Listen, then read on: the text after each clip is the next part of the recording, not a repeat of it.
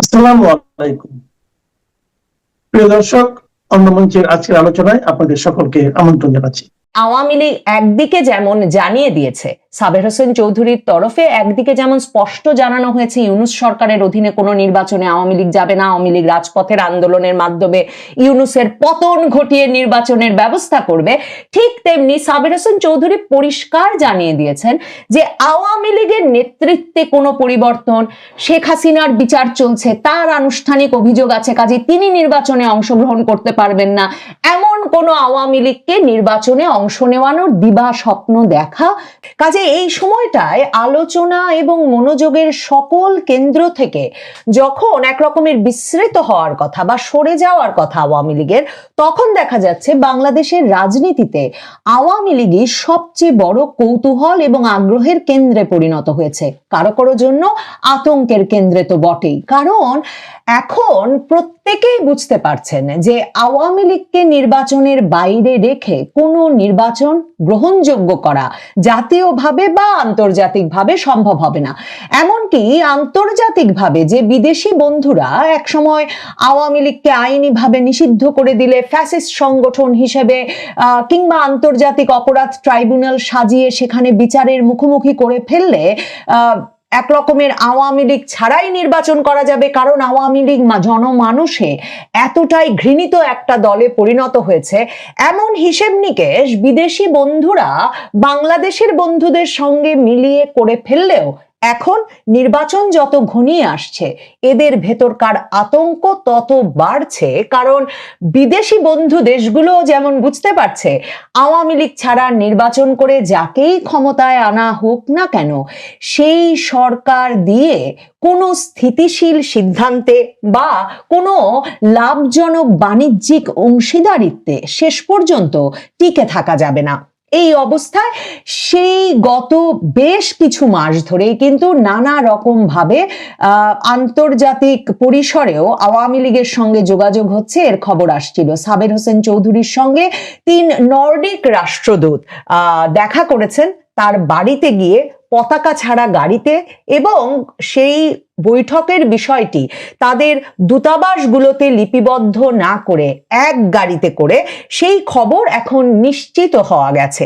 এখন নর্ডিক রাষ্ট্রদূতেরা ঠিক কেন সাবের হোসেন চৌধুরীর সঙ্গে দেখা করতে গেলেন, খবর বেরিয়েছে যে নরওয়ের রাষ্ট্রদূত হ্যাকন আরাল্ড, সুইডেনের রাষ্ট্রদূত নিকোলাস লিনাস এবং ডেনমার্কের রাষ্ট্রদূত ক্রিশ্চিয়ান ব্রিক্স এই গুলশান 2-এ সাবের হোসেন চৌধুরীর বাসভবনে সোমবার গিয়ে উপস্থিত হন দুপুর 3টার দিকে। এরপরে 5টা পর্যন্ত তারা বৈঠক করেছেন।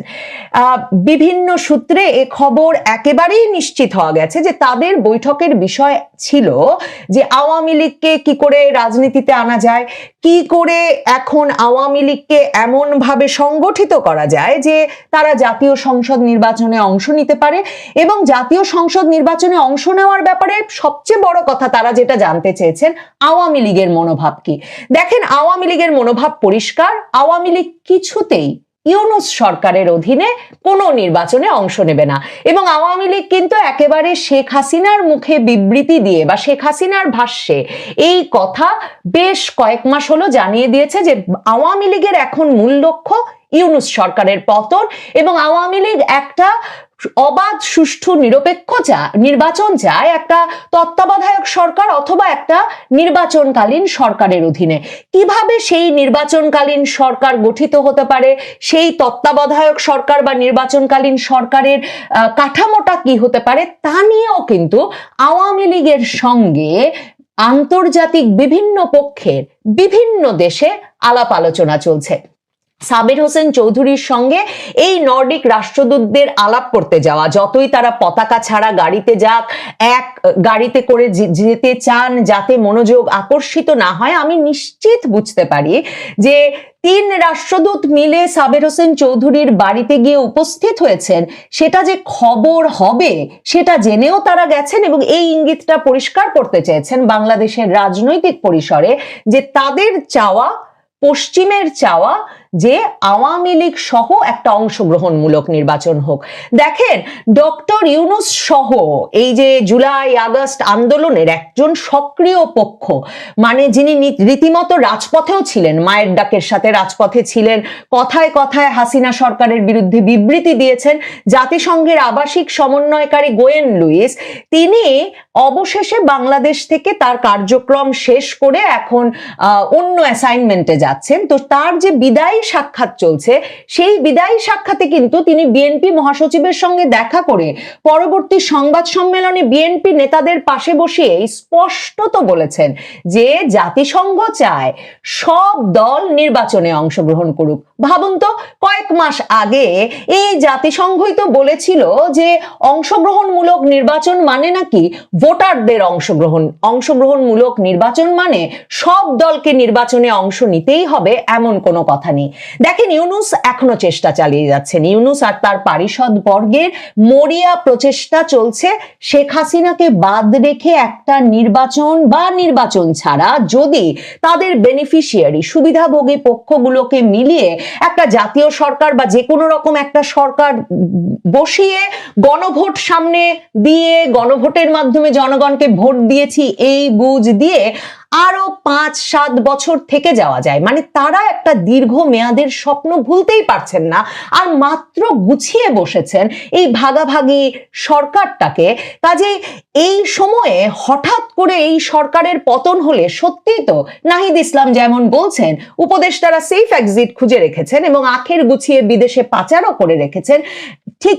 কিন্তু সার্জিস আলম যেটা বলছেন, সেই ভয় তো তীব্রভাবে আছে সংখ্যাগরিষ্ঠের যে সেফ এক্সিট হবে না, মৃত্যু ছাড়া আর কোনো পথ নাই যদি সরকারের পতন হয়ে যায়।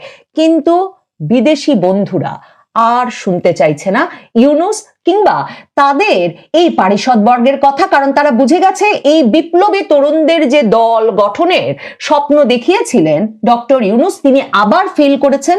তিনি রাজনৈতিকভাবে কোনো গ্রহণযোগ্যতা তৈরি করতে পারেন নাই। কাজেই এর ওপর ভরসা করে বাংলাদেশকে স্থিতিশীল রাখতে পারার বাণিজ্যিক দিক থেকে বা নিরাপত্তা দিক থেকে সেই সম্ভাবনা শূন্য। এই কারণে এখন সাবের হোসেন চৌধুরীর বাড়িতে দৌড়াদৌড়ি বিদেশিদের কিন্তু এটাই প্রথম নয়। সেই মে মাসে যখন এই গুজব বলি জল্পনা বলি তুঙ্গে যে ওয়াকারুজ্জামান, সেনাপ্রধান ওয়াকারুজ্জামান তিনি হয়তো এবং রাষ্ট্রপতি মিলে হয়তো জরুরি অবস্থা জারি করে ফেলবেন, ইউনূস সরকারের পতন ঘটে যাবে, সেই সময় যুক্তরাষ্ট্রের রাষ্ট্রদূত ট্রেসি অ্যান জ্যাকবসনও কিন্তু সাবের হোসেন চৌধুরীর বাড়িতে গিয়েছিলেন এবং সাক্ষাৎ করে এসেছিলেন। এই যে সাবের হোসেন চৌধুরী কোথাও যাচ্ছেন না গোপনে, রাষ্ট্রদূতেরাই তার কাছে যাচ্ছে। আওয়ামী লীগের পজিশনটা এখন ঠিক তাই। আওয়ামী লীগ নির্বাচন বিষয়ে কারো সঙ্গে আলোচনা করতে চায় না। আওয়ামী লীগ বিশ্বাস করে না কোনো বিদেশি পক্ষ তাদেরকে বাংলাদেশে প্রতিষ্ঠিত করে দিতে পারবে। আওয়ামী লীগ রাজপথের লড়াইয়ের কথাই সকল বিদেশি বন্ধুকে বলে এবং বলে যে আওয়ামী লীগ ইউনূস সরকারের পতন ছাড়া কোনোভাবেই বাংলাদেশে কোনো নির্বাচনে কোনো ফরম্যাটে অংশ নিতে রাজি না। ইউনূস সরকার মরিয়া প্রচেষ্টার অংশ হিসেবে একদিকে মানে একটার পর একটা আইন পরিবর্তন করছেন। ইউনূসের তাজুল ইসলাম আন্তর্জাতিক অপরাধ ট্রাইব্যুনালের চিফ প্রসিকিউটর, জামায়াতে ইসলামীর বিশিষ্ট আইনজীবী, তিনি আন্তর্জাতিক অপরাধ ট্রাইব্যুনালের আইন পরিবর্তন করে এই সিদ্ধান্ত মানে এই উপায় বের করেছেন যে আন্তর্জাতিক অপরাধ ট্রাইব্যুনালে আনুষ্ঠানিক অভিযোগ দায়ের হলেই যাতে আর কেউ নির্বাচনে অংশ নিতে পারে না পারে, মানে ওই যে শেখ হাসিনা সহ সকলের নির্বাচন উনি ঠেকিয়ে রেখেছেন। এখন নাহিদ ইসলামদের দাবির মুখে দল হিসেবে আওয়ামী লীগের বিচার কাজ শুরু করেছেন, তদন্তকারী কর্মকর্তা নিয়োগ করেছেন যাতে চিরতরে নিষিদ্ধ করা যায় এবং তারা বিদেশিদেরকে বলতে পারেন যে একটা আদালতে নিষিদ্ধ দল আওয়ামী লীগ, সেই দলকে কি করে আপনারা নির্বাচনে আনতে চাইছেন।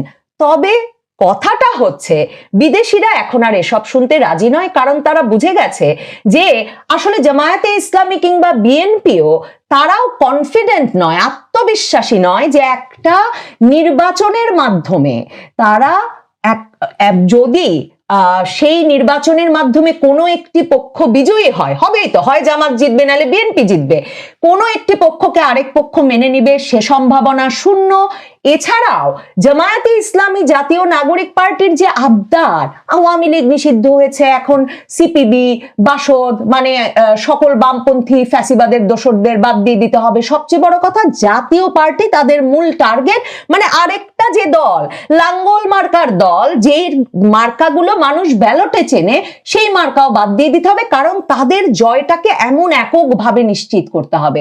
এসব আবদার একেবারে আর পছন্দ করছে না বিদেশি যে কর্মকর্তারা বাংলাদেশে একরকমের নানা রকম কলকাঠি নাড়ছিলেন, তারা এখন তাই আওয়ামী লীগের দুয়ারে দুয়ারে ঘুরছেন।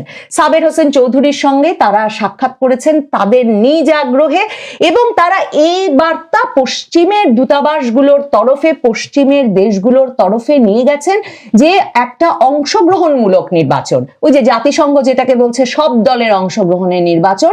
তাছাড়া বাংলাদেশের রাজনীতিতে তারা স্থিতিশীলতা দেখেন না, আর আওয়ামী লীগ কিভাবে সেই নির্বাচনে অংশ নিতে পারে।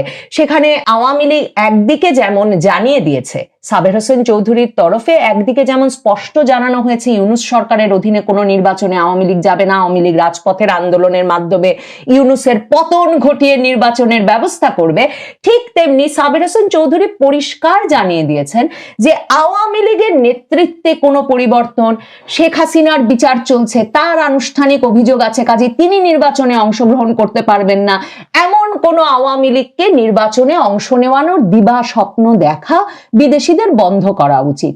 সাবের হোসেন চৌধুরী হচ্ছেন আওয়ামী লীগের বা শেখ হাসিনার সেই ঘনিষ্ঠজন যিনি, যাকে 96 সালে হঠাৎ করে আওয়ামী লীগের ভেতরেই কিন্তু একটা চমক সৃষ্টি করে আওয়ামী লীগ সভানেত্রী শেখ হাসিনা ঢাকা 6 আসনে মনোনয়ন দিলেন, এবং তারপর সেই 96 এর নির্বাচনের পর সরকারে তাকে উপমন্ত্রী বানালেন।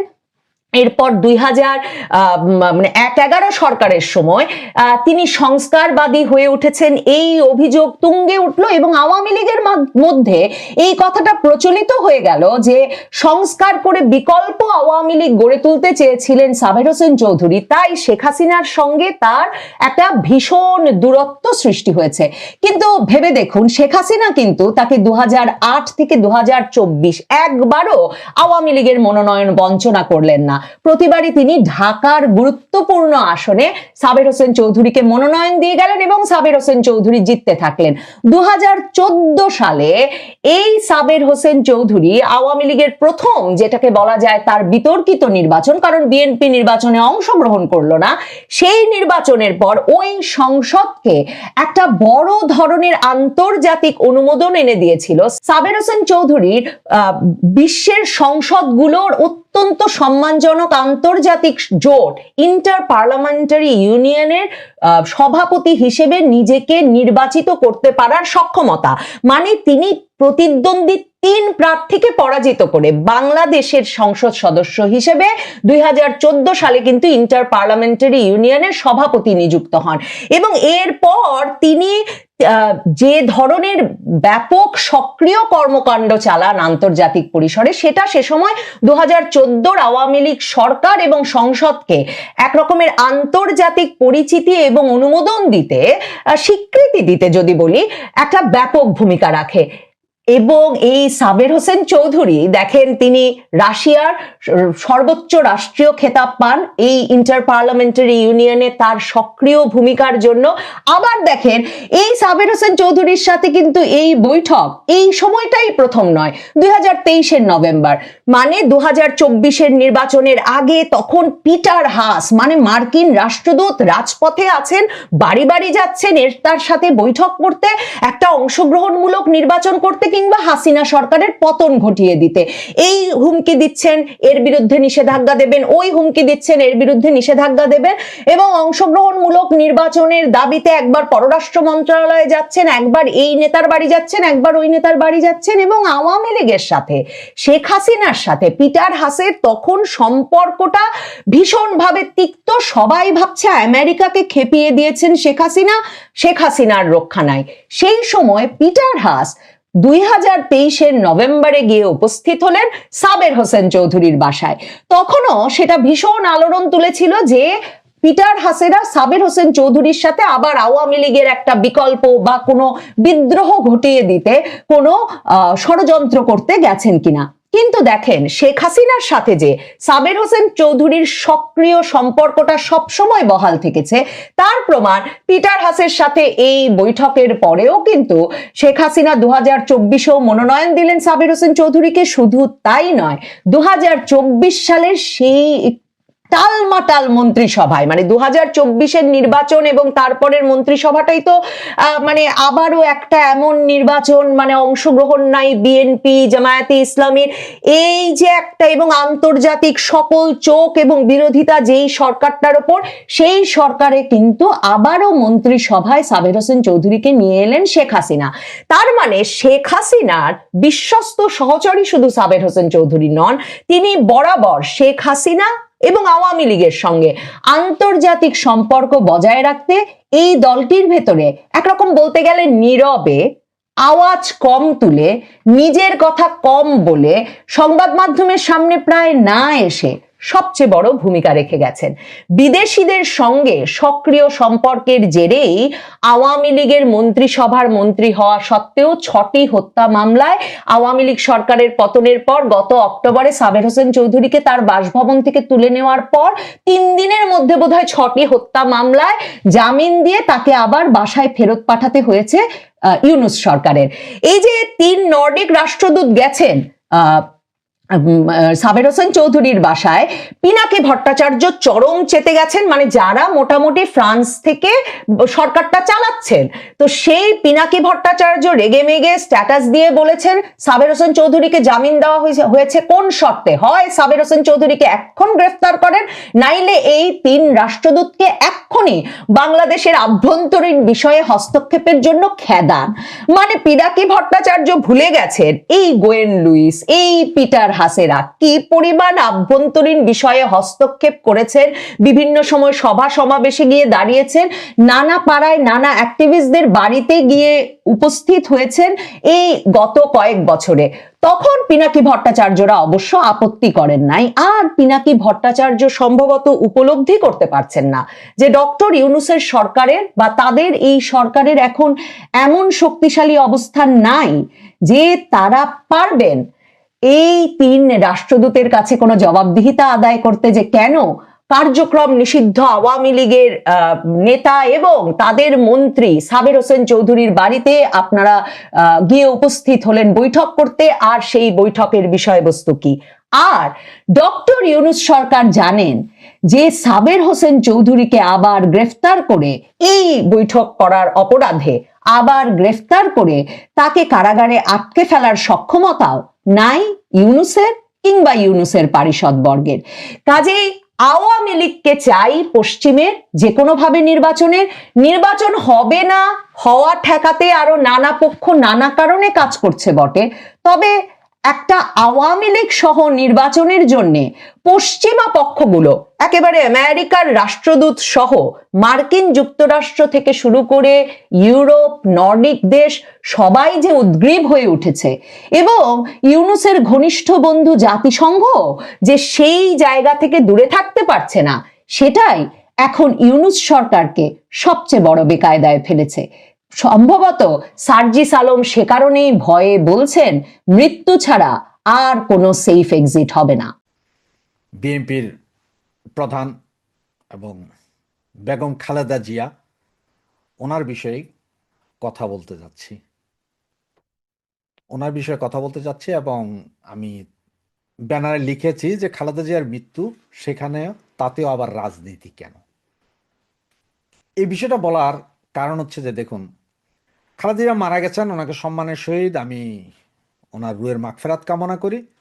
উনি আমাদের দেশের একজন নেত্রী ছিলেন এবং একটা বৃহৎ অংশ, আমরা যদি একেবারে কম করেও বলি 30% লোকের নেত্রী ছিলেন। সুতরাং সম্মান রেখেই বলি, কারণ ওনার সমকক্ষ হওয়ার মতন যোগ্যতা বা ক্ষমতা আমার নেই। সুতরাং আমি ওনার বিরুদ্ধে কোনো খারাপ আচরণ বা খারাপ কথা বলতে তো পারবই না, কারণ এটা পারিবারিক শিক্ষাও না। এবং দ্বিতীয়ত হচ্ছে যে যেহেতু মারা গেছেন এজ এ মুসলমান, তার জন্য আমি ইন্নালিল্লাহি ওয়া ইন্না ইলাইহি রাজিউন এই কথাটা পড়তেও দ্বিতীয়বার চিন্তা করিনি যখনই খবর পেয়েছি। তো সবচেয়ে দুঃখজনক বিষয় যে উনি মারা গিয়েছেন, ওনার জন্য একদিনের ছুটি ঘোষণা করেছে, তাতেও আমার কোনো প্রবলেম নেই, সবকিছুই ঠিকঠাক আছে। এবং আপনারা জানেন যে আমাদের জননেত্রী শেখ হাসিনা এবং সজীব ওয়াজেদ জয় তারা সহ আওয়ামী লীগের সেন্ট্রালের অনেক বড় বড় নেতা সকলেই শোক জ্ঞাপন করেছেন। এবং এমনও জানা যাচ্ছে শেখ হাসিনা নাকি সরাসরি তারেকের সাথেও ফোনে কথা বলেছেন। আগামীকাল ভারতের পররাষ্ট্রমন্ত্রী আসবেন, বিশ্বের বিভিন্ন বড় বড় দেশের নেতৃবৃন্দ, প্রেসিডেন্টরা সকলেই শোক প্রকাশ করেছেন। এখানে আমি কেন আবার রাজনীতি দেখছি ভিতরে? সকলেই যখন শোক প্রকাশ করছেন, এর ভিতরে আমাদের বর্তমানের দখলদার ইউনূস সরকারের আইন উপদেষ্টা ষাঁড় আসিফ, সে বলছেন যে খালেদা জিয়ার মৃত্যুর পেছনে দায়ী আওয়ামী লীগ। আমি বুঝলাম না আওয়ামী লীগ কিভাবে দায়ী। তারা বলে যে 17 বছর উনি আওয়ামী লীগ ক্ষমতায় ছিল, 15.5 বছর। এর ভিতরে উনি হসপিটালাইজ ছিলেন, উনি জেলে ছিলেন না একদিনের জন্য, উনি হসপিটালাইজ ছিলেন। এবং জামাত নিয়ন্ত্রিত হসপিটাল, ন্যাশনাল হসপিটালে ওনাকে 2021 সাল থেকে আর রাখতে চান নাই। ওনার ট্রিটমেন্ট দিয়েছেন আওয়ামী লীগের বড় নেতা টিপু মুনশির hospital, ever care hospital. Ever care হসপিটালের মালিকানার 70% টিপু মুনশির। সেই হসপিটাল ওনার ট্রিটমেন্ট হয়েছে 2021 সাল থেকে। এবং আজকে যখন উনি মৃত্যুবরণ করেছেন, সেই হসপিটালে মৃত্যুবরণ করেছেন। তাহলে এখানে ট্রিটমেন্টের ওনার ঘাটতি করলো কোথায়? 21 সাল থেকেই তো এই হসপিটাল, যে হসপিটালের উপর খালেদা জিয়ার নিজের একটা ভালোবাসা ছিল বা কনফিডেন্স ছিল যে এই হসপিটালে ট্রিটমেন্ট হবে, উনি যতবারই অসুস্থ হয়েছেন উনি নিজেই বলেছেন আমাকে এভার কেয়ারে নিয়ে যাও, কেউ তো জোর করে নেয়নি। আচ্ছা ঠিক আছে, আমি ধরে নিলাম আওয়ামী লীগ সরকার জোর করে এভার কেয়ার হসপিটাল তখন পাঠাইছিল। গত 17-18 মাস ধরে তো এভার কেয়ারে আওয়ামী লীগ নাই। তাহলে এই 17 মাসও তো 3বার গিয়েছেন উনি এভার কেয়ারে, বারবার। এভার কেয়ারে ওনার ট্রিটমেন্ট হয়েছে না? সর্বোচ্চ ট্রিটমেন্ট হাদি, এই যে শুয়োরটা মারা গেল, তারও তো লাস্ট ট্রিটমেন্ট সে এভার কেয়ার হয়েছে। 12 তারিখ গুলি খেয়েছে, 13 তারিখ মারা গেছে, সে এভার কেয়ারতে মরা লাশ সিঙ্গাপুর নিয়ে গেছে তারা। তো এভার কেয়ারে নিচ্ছে না। এভার কেয়ার তো টিপু মুনশির হসপিটাল, এভার কেয়ার তো আওয়ামী লীগের নেতার হসপিটাল, সেটার উপর কনফিডেন্স আছে। কই জামাত বিএনপির হসপিটালে তো যায় নাই, এরপরও বলেন যে আওয়ামী লীগ। এগুলো হচ্ছে যে আসিফ নজরুল তারা এই যে আওয়ামী লীগ মারছে এটার একটা রেশ তুলে, এই কথাটা তুলে আরেকটা গ্যাঞ্জাম লাগানোর চেষ্টা করছেন। কারণ হচ্ছে দখলদার সরকার, দখলদার ইউনুসীয় গভর্নমেন্ট, শুধু এদের কাজই হচ্ছে এটা। এবং আজকে যেমন আপনার আমতারেক তিনি বলেছেন যে আওয়ামী লীগ নেতাকর্মী যারা চায় তারা জানাজায় পড়তে আসতে পারবেন, জানাজার মধ্যে কোনো মব হবে না, কাউকে ভুয়া বলা হবে না, কাউকে মারধর করা হবে না, কাউকে অ্যারেস্ট করা হবে না, আপনারা আসেন। উদ্যত আহ্বান। এই আহ্বানে যদি আপনাদের নেতাকর্মী কেউ যদি যান, জানাজা পড়তে যাবেন, সেটাতে কোনো দুঃখ নাই। কিন্তু আপনি আসার পথে বা যাওয়ার পথে আপনার উপর যে কিছু হবে না তার গ্যারেন্টি কে নিচ্ছে? বা আপনি আসা যাওয়ার পরেই ওখানে যে মপ করবে না তার গ্যারেন্টি কি? মৌলবাদী গভর্নমেন্টের মৌলবাদী কিছু এই জামাত, এনসিপি সহ আরো কিছু মৌলবাদীদের অলরেডি আজকের দিনের প্ল্যান যে আগামীকাল জানাজার পরে তারা যে কোনো একটা অঘটন ঘটাইতে পারে। জানাজা দাফন টাফনের পরে হয়তো একটা গ্যাঞ্জাম করতে পারে সারা বাংলাদেশে, এবং এটা বিএনপির নাম দিয়ে করবে আসলে